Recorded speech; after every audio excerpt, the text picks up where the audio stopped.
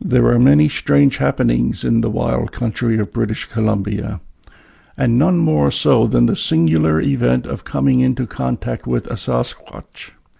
In the indigenous tongue of a native people, the males are known as the Bukwas, and the females are named Sanakwa.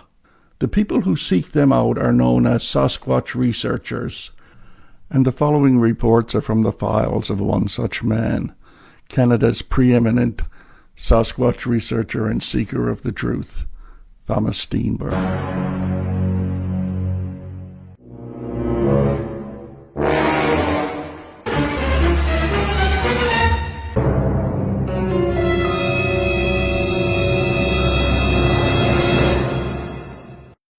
Okay, this incident is one of my favorites.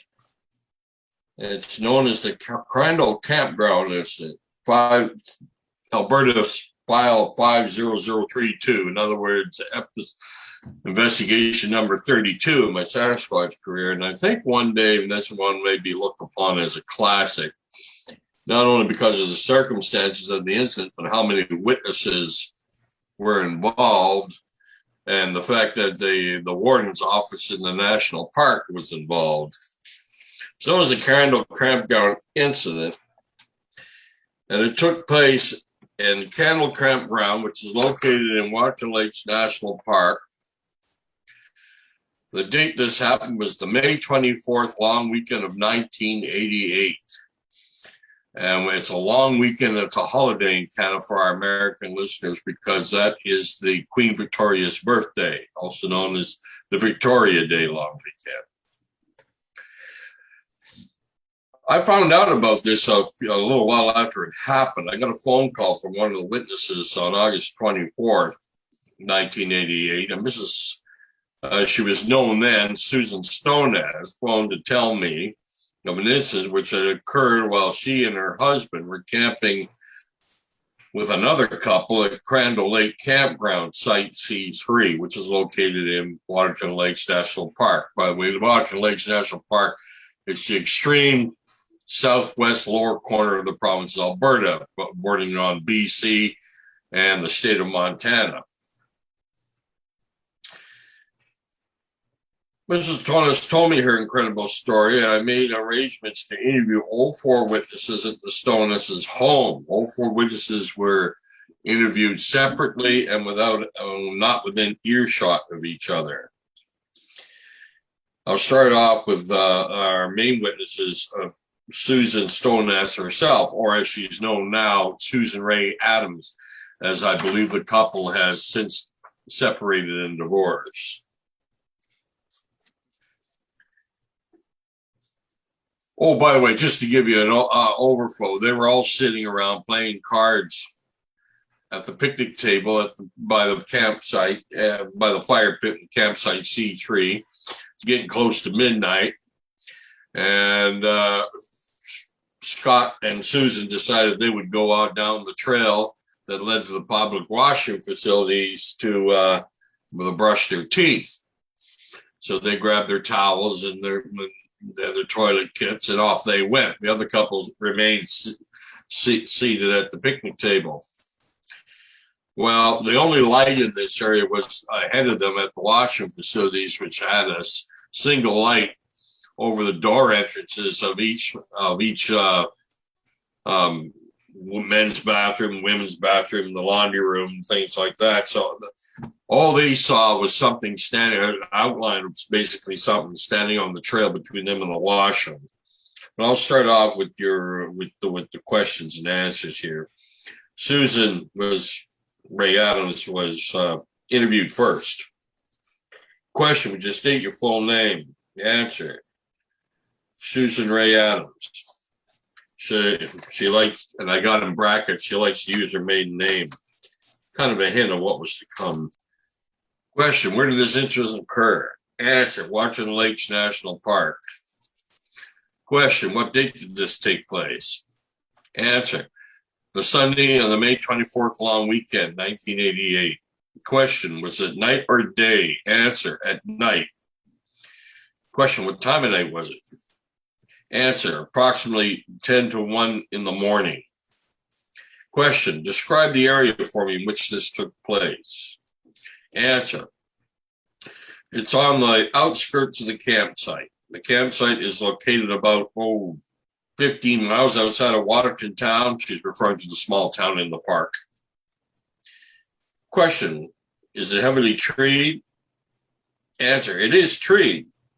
There was a stream, she's referring to Blackstone Brook there, but the stream was about a quarter of a mile away through the bush. Question, what distance would you estimate you were from the thing when you saw it? Answer, when I first saw it, I would say I would be within 10 feet of it. I think I startled it. Question, what was your first reaction? My first reaction was it was a bear. Question, what was it doing? Answer, it was standing and looking at us. And then it grunted at us as we approached it. Question, did it stand and walk upright on two legs? Answer, it was standing on two legs. Question, did you ever see it go down on all four? Answer, never. Question, was it covered in hair? Answer, yes. Question, what color was it? Answer, I would say it was black or very dark brown. Question, how tall would you estimate this creature to have been? Answer, I would estimate it had to have been 8 feet tall as measured on a tree, because we did check the next day. Question, what would you estimate its weight to have been? Answer, oh gosh, trailed off there. Then I came in heavy or light? Answer, it was pretty heavy. It was huge. I don't know, maybe 600, 700, 800. I have no idea. Question, did you see any facial features? Answer, no, not really.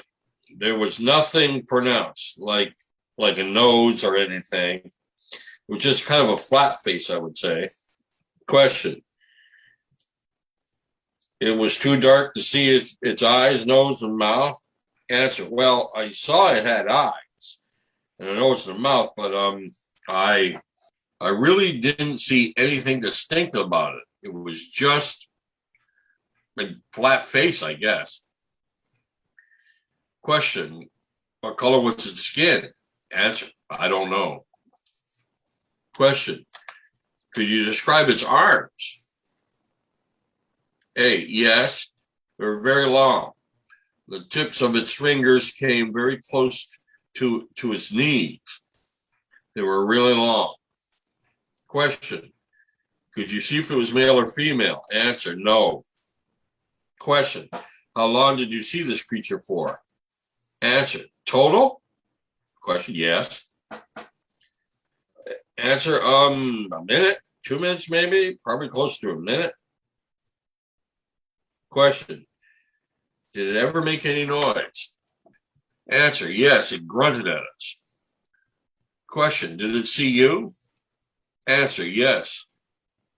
Question, what was its reaction? Answer, it grunted at us. It sort of warned us because we were coming right at it. Question, did it seem scared or hostile? Answer, it didn't seem hostile, it didn't seem scared. Yeah, I'm here. It just seemed to say, yeah, I'm here. It just kind of grunted at us, kind of like a warning. Did you smell any powerful odor before or during the sighting? Answer, no. After the creature moved off, did you check for footprints? Answer, the next morning we didn't find any. Question, did you report what you saw to park officials or police? Answer, yes. Question, did you report to anyone else? Answer, apart from friends, we've told nobody except you. Question, in your own words, describe what happened. Okay. Answer, it was about 10 to 1 in the morning on the Sunday. as I indicated. We had been playing hearts, card game. We had been out there, a couple of days, and we're relaxing a bit. It was very windy, and our cards got blown off the table, and I was getting quite tired by that time. My husband and I decided that we would go brush our teeth and then go to bed. We went to the car, got our toothbrushes and toothpaste, and we started down the beginning of the trail. That was very close to where our campfire was, and where Darren and Sharon still were. Darren and Sharon are the other couple. My husband held me by the hand, and we started down the trail. I thought I heard something. And I told him, I think I hear something. But he really didn't take notice of that, because I always hear stuff, because I'm kind of scared at night. I kind of got scared at night when I took a couple of more steps, and then I saw a big hairy creature standing up in front of us, probably about 10 feet away. He grunted at us 3 times. Well, I screamed, "It's a bear," and I ran. I got into the car. One of the other fellows, Darwin, he got into the car with me, while Shannon ran into the other car. We looked out, and Scott still wasn't in the car. He was backing up slowly, and he checked my door. I wouldn't let him in. I always get a kick out of that. When her husband came back, she wouldn't let him in the car.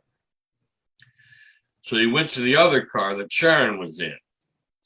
I was quite upset. I wanted to honk the horn and wake up people in the campground, but Darwin put his arm on me and said, "No, just be calm, relax."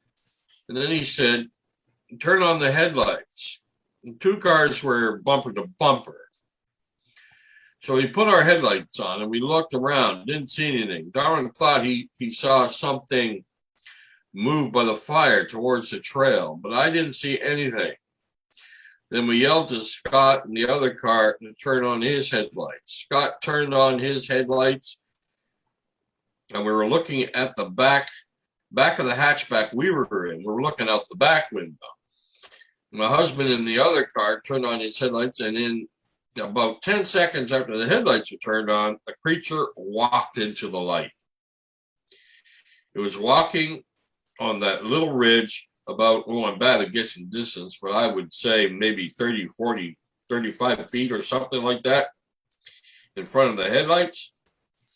They were just shining right on it. Kind of looked back at us, and it didn't break its stride. It was obviously getting out of there.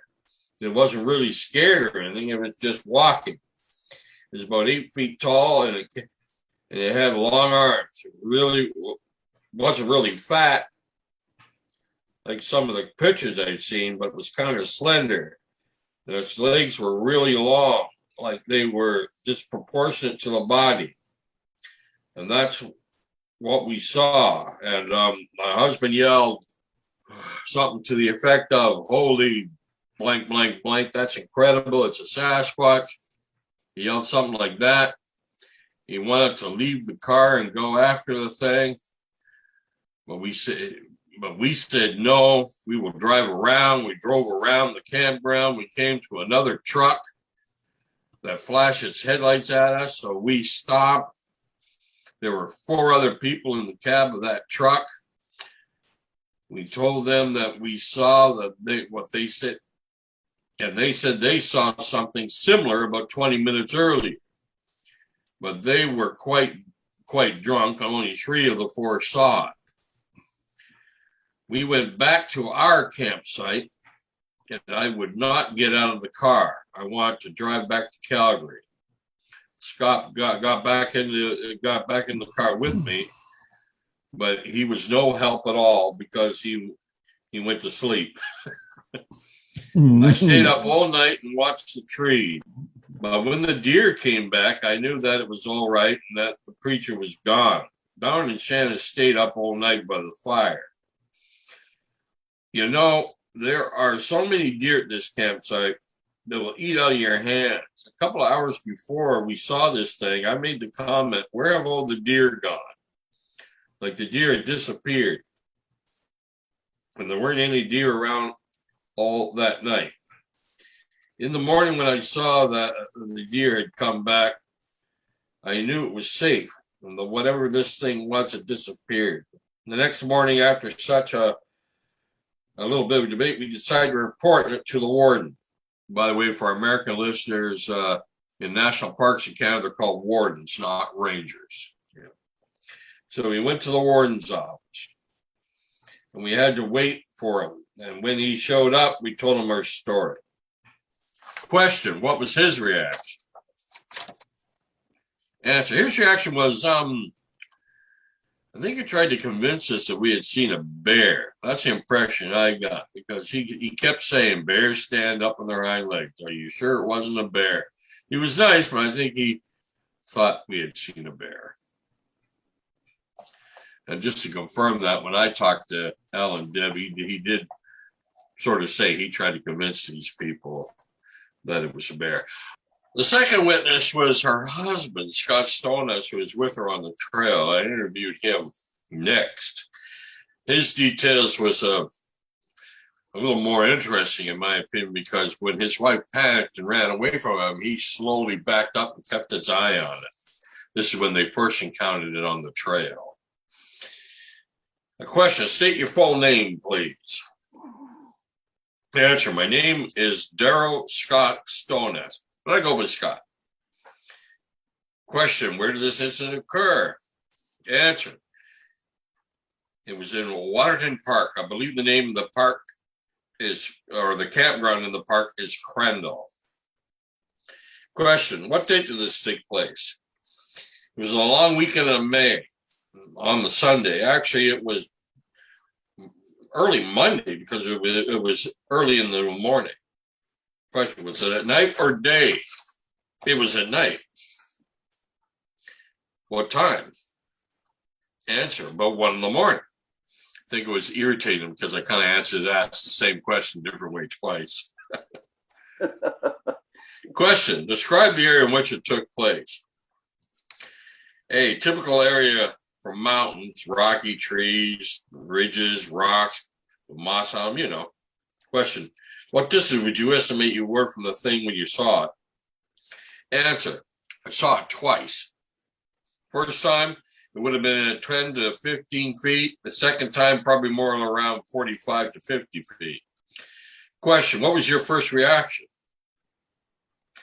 My first reaction was, I didn't believe it. But when I turned on the headlights, car headlights in brackets, it occurred to me that this could be a Sasquatch. Question, what was it doing? Answer, the first time I saw it, me and my wife were going to the washrooms to brush our teeth, and it was standing right on the trail, watching us. And as we got closer to it, it snorted at us, kind of like a big bull. I don't know if you ever know what a bull snorts when he's chasing you, but I have, and that's what I thought it was. But I thought it was a deer, so I kept pulling Susan. Finally, she yelled, "It's a bear," with some pretty language involved. And everybody ran for the cars. Question, did it stand walk upright on 2 legs? Answer, it was always on 2 legs. Question, did you ever see it go down an old forest? Answer, no. Question, you never saw it go down an old forest? And he said again, no. Question, it was covered in hair? Answer, yeah. I believe it must have been dark brown or black because I looked straight at it on the trail, and I didn't really notice until after I thought back about it. Question, how tall would you estimate this thing to have? Answer, between 7.5 to 8 feet. Question, what would you estimate its weight to have been? Answer, it was proportionate to me. I'm 6 feet tall, so I would guess 500 pounds. Question, do you ever see any facial features? Answer, no. Question, could you describe the arms? No, didn't really notice its arms as much as its legs. Question, legs? Yeah, the thing the most remarkable to me about this thing was as I watched it from the time I turned on my headlights when we were looking straight at him. And he took maybe 3 strides to cover the distance that the headlights illuminated, 35, 40 feet. So I would say he had to have at least a 5-foot stride, and he moved very quickly.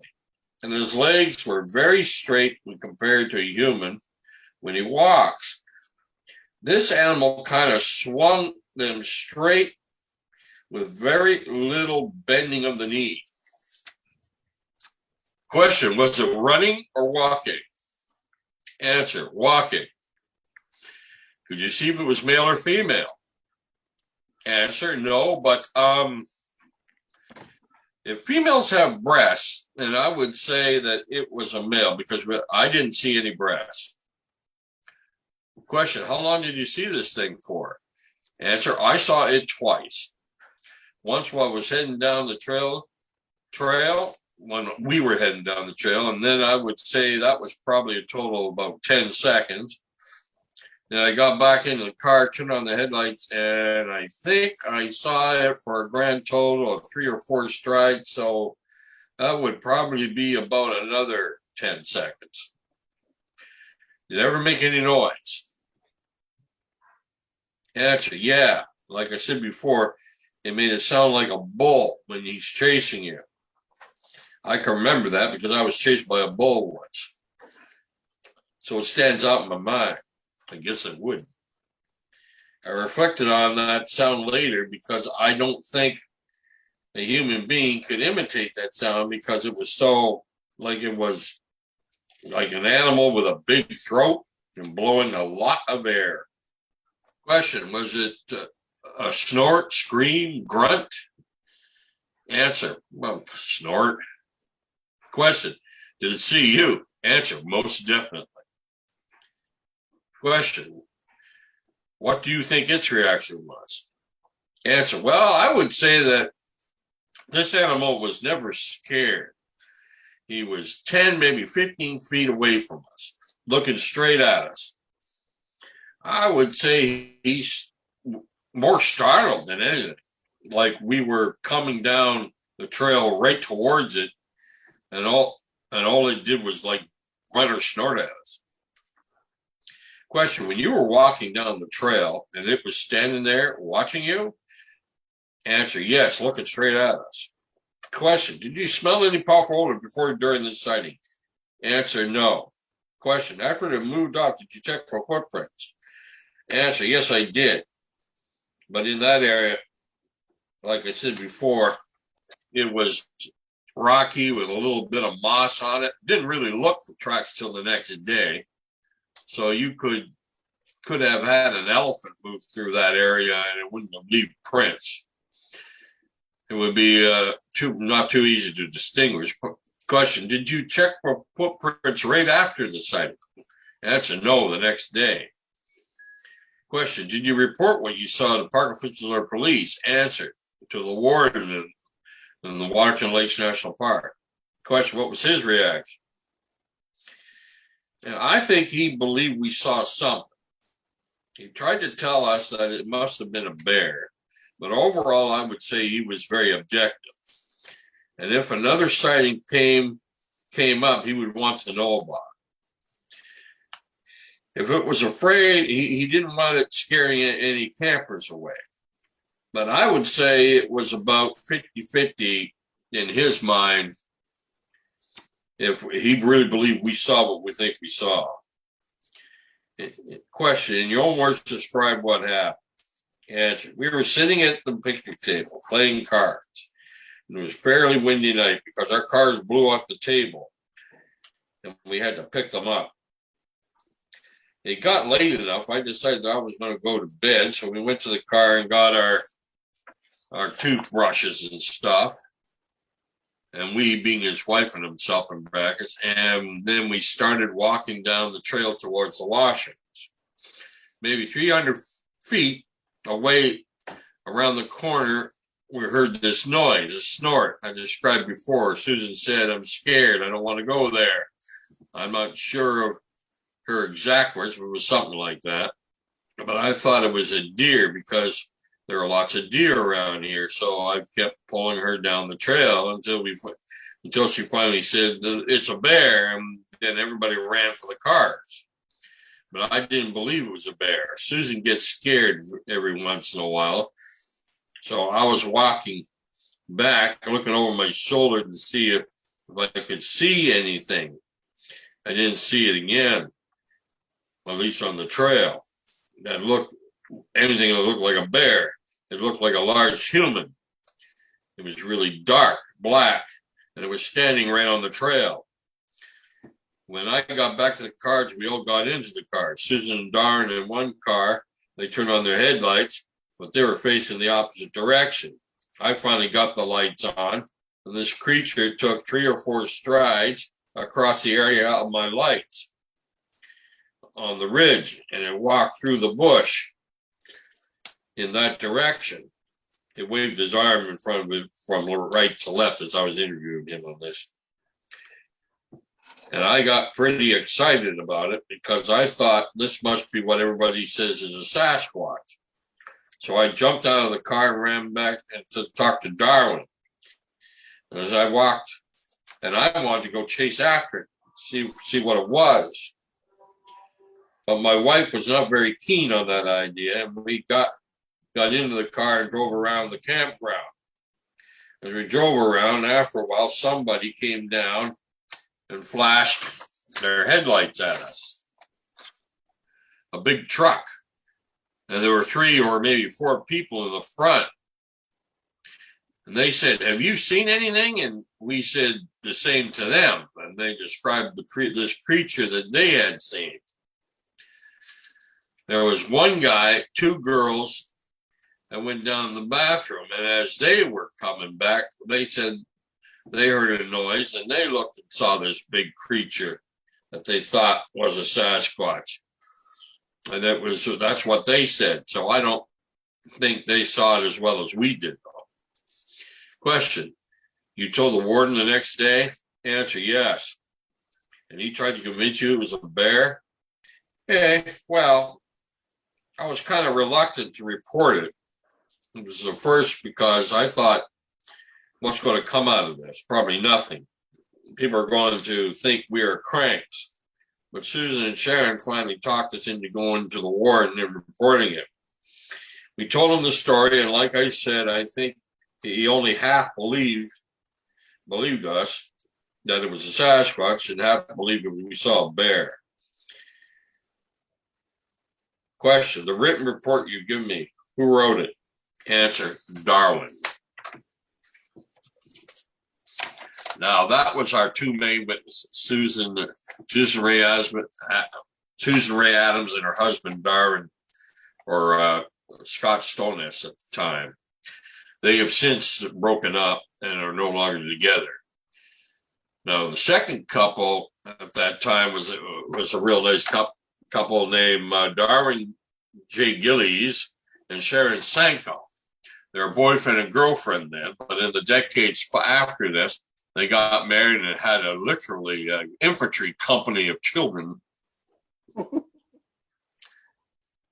Darwin J. Gillies, who is the one who wrote out the written report for the park warden's office, was the next to be interviewed. Darwin J. Gillies, would you state your full name, please? Darwin J. Gillies.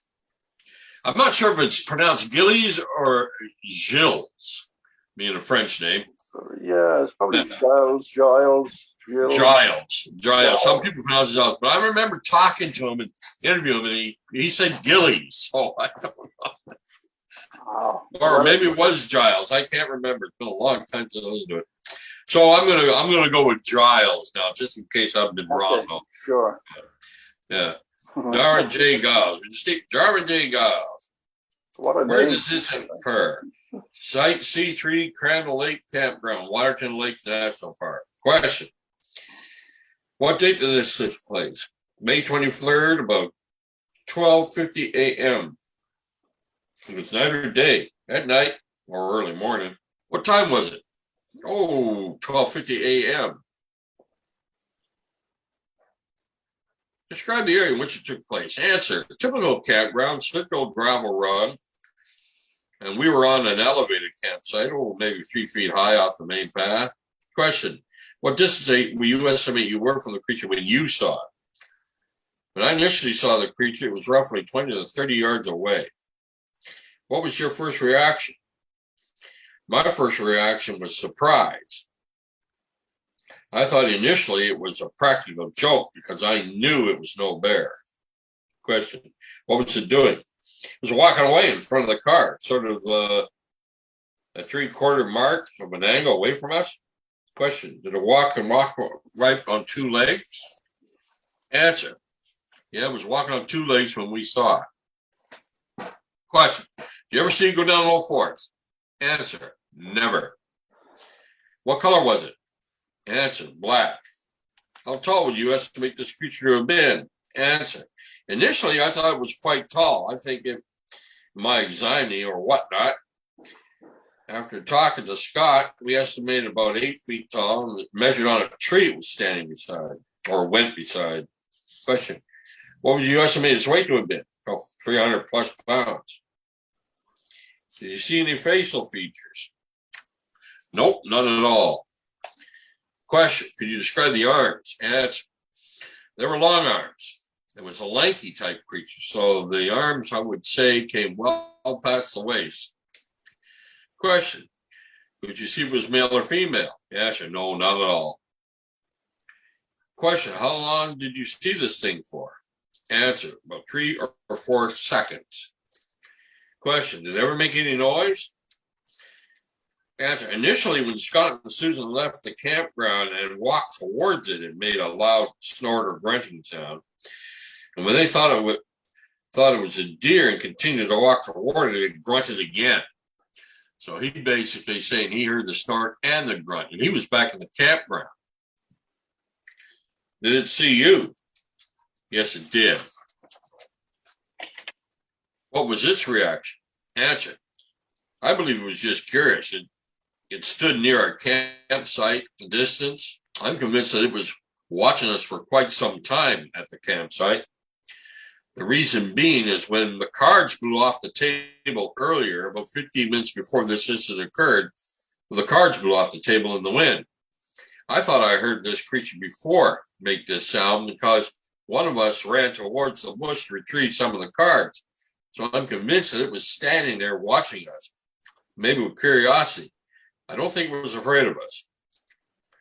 Question, did you smell any powerful odor before or during this sighting? Answer, no, we were upwind. Question, after the creature moved off, did you check for footprints? Answer, the next morning we did. We didn't check any that night. We weren't going anywhere near the bush. Question, did you report this to park officials or police? Answer, yes, we did to park officials. Later on, I told some people about it, and they were, pure skeptics out there, like I was before. In your own words, describe what happened. As I said, we were playing cards. About 12:30 a.m. or so, myself and Shannon sat by the campfire. Scott and Susan joined us, and after a short while, Scott and Susan decided they were going to get ready to go to bed. So they were going to go brush their teeth. They grabbed their 2 brushes and began to walk down the path. As soon as they walked out of the campsite, we heard the first grunt or sound. And I jumped up. And Scott says, it's just a deer. And he grabbed Susan by the hand and continued down the path. And this thing grunted again. This time Susan said something like, that's not a deer, that is a goddamn bear. A little more descriptive. And as soon as she said that, I was up, and so was Shannon, and I believe it was Shannon who said, let's move calmly towards the cars. But it was a free-for-all for the cars. We just sprinted. And in the confusion, I ended up in the same car as Susan, and Shannon and Scott ended up in the other car. Our car was facing towards the bush, sort of away from where this thing was sighted. Susan was quite excited and she wanted to honk the horn. I stopped her from honking the horn. And I looked back towards where we had seen the bear, so-called bear. And I saw this very tall, skinny shadow. And I thought, what is it doing up on its back legs? Basically, they should come down and go on all four legs if they are, standing up. I turned on the headlights of our car. I couldn't see anything. I rolled down my window and I yelled to Scott to turn on the headlights since his car was facing the other direction, and he turned them on. That's when all four of us saw the same thing plain as day. It was leaving our camping area, our campsite, walking on an angle away from us, across the beam of the headlights to the trees. It was about 4 or 5 feet into the bush. There's no mistake about what we saw. The thing walked upright. It was about 8 feet tall. It was swinging its arms, and it definitely had arms and legs. When I reported to the wardens, I referred to them as arms and legs, not hind legs. This thing was walking upright. After it was gone, Scott came running back to me, quite excited, and said, "Did you see that thing?" I said, "Yeah," and we grabbed the girls and piled into his car and went looking for it. We didn't see it again. We were circling around the campground, talking quite excitedly about what we had seen. We saw another truck coming towards us. We flashed our high beams at them, and they came to a stop. We rolled down our window and asked them if they had experienced anything strange in the night. There were 4 people inside that truck, 3 of which said they had seen something big and black. And when they were on their way to the washrooms, they were in Site B. And if you roll up that map of the campsite, you'll see they were somewhere in Site B, the people in the other truck.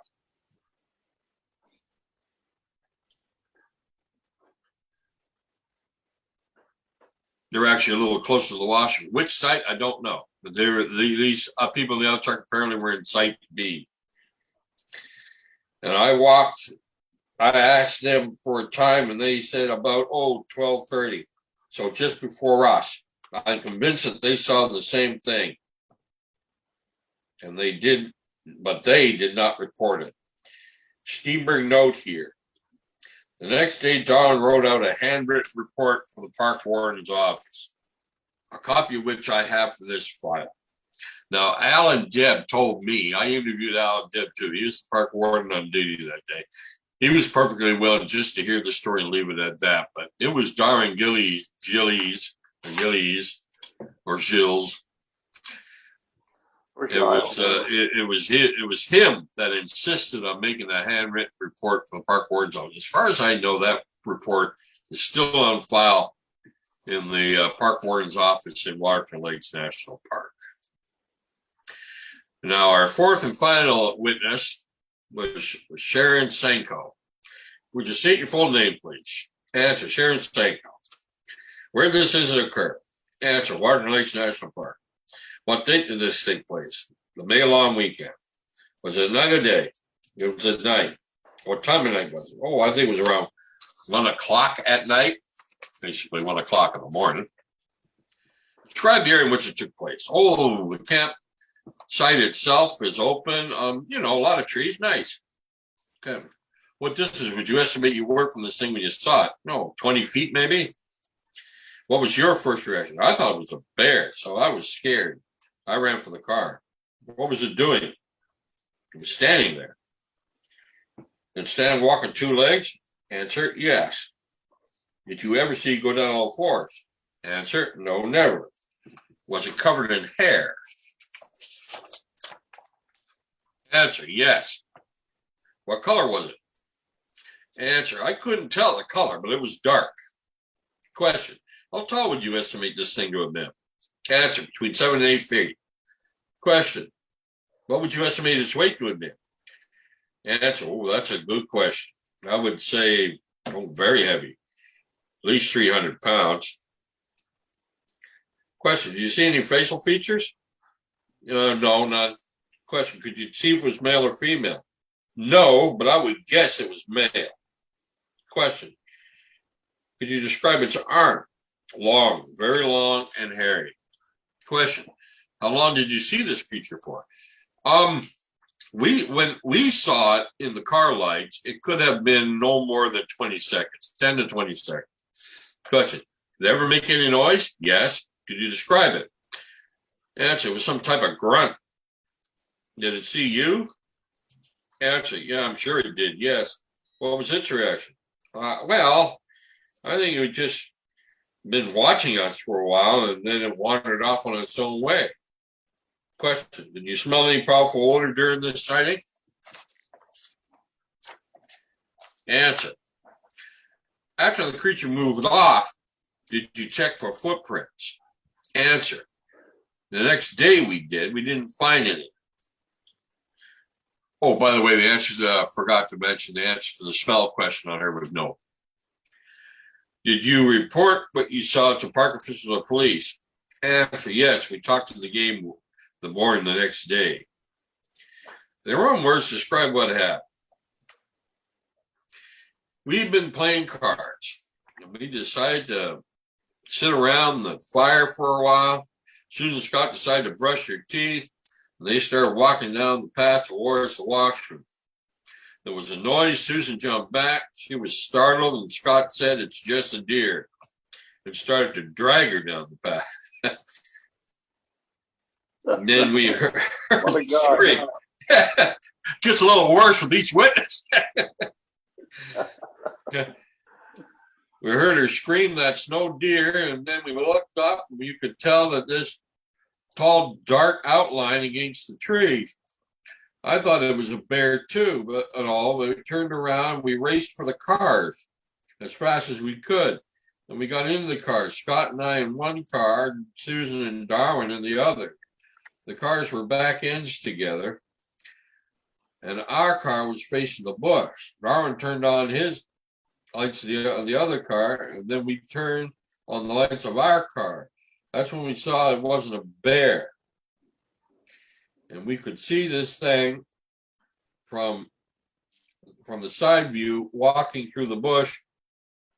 Saw it take about 10 steps. And it was really long. And it was dark hair. And it was a gait almost like that of a human being. Even when we turned the lights on, it didn't speed up or try to hide from us. It was just as if it was going on its way and wasn't being bothered by anybody. By the time we realized what we was actually looking at and sort of got our act together, we tried to follow it, but we never saw it again. A little while later, we ran into the other people who said they saw something similar in a pickup truck. And as you saw, Darwin actually wrote out, here's a copy of the written report Darwin did for the park warden's office, which basically just tells the story all over again. It's right there. And that's what's on file in the park warden's office in Washington Lakes National Park. The park warden at the time was a nice fellow named Alan Dibb. And as you know, park wardens are kind of like soldiers in the army. You can be posted to this park 1 month, posted to another park the next month, and that sort of thing. Alan Dibb had been there, and he told me he did everything he could at the time to try and convince these people it was a bear they were looking at. But he said the most impressive, they wouldn't have any of that. One interesting note is, personal note in this case, I was never able to track down who the people were at Site B, the people in the pickup truck. The truck, yeah. Yeah, I never was able to track them down. Now, we can't discount the possibility that these people had pulled off some prank of some kind and were just hanging around to see if they've been successful. That's a possibility, but I doubt it, because it appeared there were 4 people in the truck, but only 3 of those 4 people allegedly saw something. So we don't know. Matter of fact, Susan said one of them appeared to be quite drunk. So, well, their descriptions, if I don't think they gave these couples any kind of descriptions except to say we saw something dark. You know, if they had descriptions that would have matched these couples, that would be a real feather in the cap on this report. And one thing good of the report is both men are engineers and both the women are school teachers. I used to get asked quite often when I was in the Calgary region to go talk to school kids about the Sasquatch mystery. I remember going to the one class, and this was years afterward, of course. What happened? Susan Stone-S walks in, and she's telling these kids, I watched her tell these kids the same story she told me back in '88. Because she's a teacher, and they asked her to come in and tell about it as well. So, I don't know. In my opinion, this is one of the better incidents I ever looked at. It's one of my personal favorites. And I think someday it may be considered a Sasquatch classic. Well, you know, it has all the earmarkings of a AAA sighting. I mean, it got witnesses, we got matching descriptions, we got matching vocalizations. The only thing keeping it from being a AAA report is that there was no footprints or hair samples or anything physical to back it up. Tell me, were these people city people, these four? You say the guys were engineers or? Calgary. They're all from Calgary, I enjoyed this report for a couple of reasons. You're right; it should be in the classics. I mean, Mica Mountain it didn't have the witnesses that this one has, but it had a detailed description of the creature, a highly detailed description of the creature, and Mica Mountain, and it had a lot of witnesses. That you know would put Austin in and his imaginations to shame. It's just as many witnesses as Eight Canyon had. It's so I don't know. You know, I mean, this probably should be the top three, maybe the top three in Canada at the very least. I know in Alberta, when it comes to the Sasquatch mystery, this case ranks right up there with the Bighorn Dam. It's fascinating, and since this happened, there have been other reports in Waterton Lakes National Park and reports in around the Crandall Campground again as well. As a matter of fact, a couple of weeks after this happened, there was an incident in Upper Twin Lakes where a man with a bunch of, they're not Boy Scouts, but it's kind of like a boys camping troop, had something rummaged through one of the lean-tos because they were on a fishing trip in Upper Twin Lakes. And one of the boys got a glimpse of it, described it as an upright walking ape thing. And because of what just happened in Crandall, that's why the park wardens were so interested in it. Last time I talked to Alan Dibb, the warden, he still said, it's hard to believe in any of this, but he said no matter how hard he tried, he could not convince these people that it was a bear they were looking at or some guy in a silly suit. And Alan Dibb, the last time I talked to him, he had been transferred to a park up in the Yukon somewhere, and even that was 20 years ago. So where he is now, I have no idea. But it's strange why he would go through such odd at the same time why he would go through such great lengths to convince them that it was a bear they saw. You know. But that seems a logical answer that most people jump to. Yeah. And that area of Alberta, Southwest. Waterton Lakes National Park has a ton of bear population. They got a lot of black bears. I've seen them there myself, and they have a pretty healthy grizzly population too. Yeah, well, you've been to the Crandall Campground, right? You've been to the site. It's a beautiful site. It borders. Now you said this took a long weekend, May a long weekend. Yeah, it's usually pretty crowded. If you don't get there early, forget it. Yeah, so I take it at the time this happened, the campsites were pretty vacant. Yeah, it was apparently. Yeah. Because these people had to walk right by campsite number 2, and then they had to walk by number 9 down in the next section. If you bring that map up again. Sure. Map of the campground up again.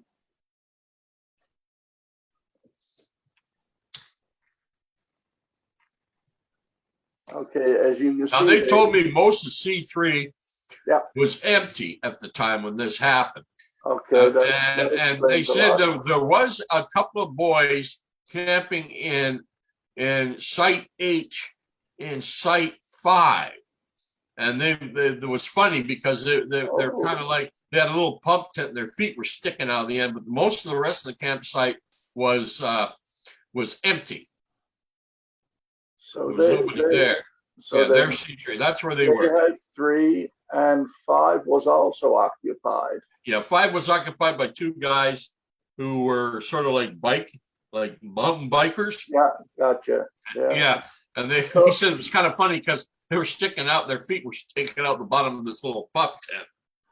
Like a Bugs Bunny cartoon. Yeah, but most of the rest of Site 8 was empty at the time. This thing went off toward, you can't see it on that version of the map there, but Blackstone Brook is in the upper right-hand corner.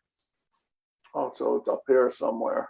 Yeah, well, it runs all along that flank. It comes down and bends down. So and this area down here below C and H is all trees. And that's basically the course it ran off in. Yeah, like what you're drawing right there, yeah. Yeah. So these guys down in B where about, to the best of your knowledge, did the encounter take place? Right on the edge of 2 here in Site C? Basically, yeah, between 2 and 9 and Site B. That would be my guess. Yeah. Yeah, in that area, yeah. Roughly, yeah. Because the 2 witnesses who stayed back at the camp said they could still see them. Yeah. And they got back to the camp pretty fast after the encounter, so they couldn't have been very far away. I liked it when I first read about the Crandall Campground and about the story that she had, the couple who went to the cleaning stations, that she described it very well without really describing it in detail, that they left the campsite walking away from the fire. It was getting darker as they went along. Mm-hmm. And all of a sudden she could just make out this vague black form in the path ahead of them. Yeah. And it was silhouetted. It was silhouetted because of the lone light bulb on the door entrances to the washrooms. Yeah. And then it huffed at them. Yeah. Huffed and puffed, and that was enough for her. She was out of there, gone. And well, it's not something you'd want to meet on a trail at 1 o'clock in the morning, Wait till August. They had plenty of time to discuss it among themselves before they got. The only reason I heard about it at all is Susan Ray Adams saw my ad in the Alberta Press. Boy, ads do pay off, don't they? Mm-hmm. You got some of your most interesting cases that way. So anyway, folks, that's it for the Crandall Campground mystery. If you're interested in reading about the Crandall Campground or any of the other encounters, reports that we have made here thus far about Alberta, pick up Thomas's book, Sasquatch in Alberta. A revised edition. I have both of them, and it's good to have a little bit of a follow-up on some of those original reports. It's well worth it. I mean, looking for Sasquatch in unlikely places, Alberta comes to mind, but they're there. I also wrote about it quite extensively in Search of Giants as well. And we'll be touching on that in a future podcast. And after this podcast, we're going to be leaving Alberta, like I said the last time, and heading across the Rockies. And we're going to start picking up from 2000 on about sightings and happenings that Thomas has been a part of. And there's lots more to come. That's just the first book. There's several more books to go through, so there's going to be plenty of reports. And you come listen to them right here. And don't forget, for you guys and gals who are listening to this on podcast, it's also available on YouTube. In case you were sitting there with your iPhone wondering, what's all this talk about maps and everything? Well, that's on the YouTube version of this podcast.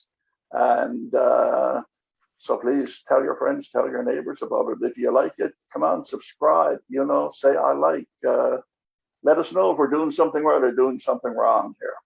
But anyway, that's it for today. And I want to thank Thomas again for his time and perseverance in getting these stories. Just like to mention, if you'd like to hear all four of this case and their own voices, I do believe I posted the Crandall Campground incident on my YouTube page. Okay, I'll be putting that YouTube page up on my page, my Facebook page, and also YouTube as well. I'll be putting just up look for case file 50032. 50032. And or you can just email Thomas at, it's real simple, sasquatch.talus.net. And it doesn't get any more simple than that. I know he'd appreciate hearing from you. And okay, well, Thomas, thank you very much. It's been an entertaining spell again, as usual. And we've got a lot more to go through in the future. Roger that, sir. Enjoyed it. Okay, sir. And thank you. And I thank you, listeners, too, as well.